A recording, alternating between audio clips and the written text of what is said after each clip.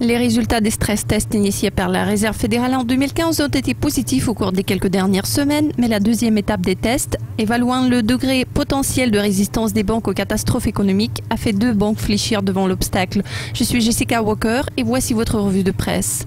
La Deutsche Bank Trust, qui a subi le stress test pour la première fois cette année, a échoué car la Réserve fédérale a révélé de nombreuses faiblesses considérables au niveau de la planification des immobilisations, y compris la capacité de la banque à identifier les risques de marché potentiels.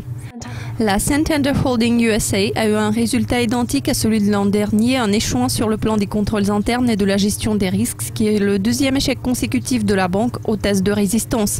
Les plans d'immobilisation des 2 unités américaines de la Deutsche Bank et de Santander's Holding USA ont été rejetés. Les 2 entreprises doivent réévaluer leur plan d'immobilisation et de paiement de dividendes à leur société mère, sinon les actionnaires des sociétés sont suspendus. Toutefois, les 2 banques peuvent continuer à payer les dividendes à un taux des dernières années. La Bank of America a cité certaines faiblesses, y compris la capacité à mesurer les pertes et les recettes, et s'est vu accorder une approbation conditionnelle, mais elle doit présenter un plan révisé avant le 30 septembre. Une fois que ça aura été approuvé, la banque sera en mesure de rembourser le capital aux actionnaires. Ces résultats s'expliquent en partie parce que les plus grands investisseurs ont exigé l'amélioration des rendements pour les actionnaires. Les dividendes chez les grandes banques ont été retenus au cours des dernières années, ce qui remonte à la crise financière de 2008.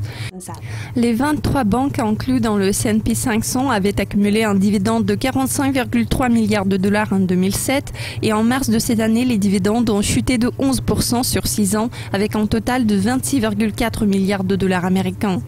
Les groupes Goldman Sachs, JP Morgan Chase & Co et Morgan Stanley ont été donnés le feu vert car les 3 banques ont maximisé la possibilité d'ajuster les plans de dividendes après que leurs plans initiaux leur avaient laissé trop peu de capital.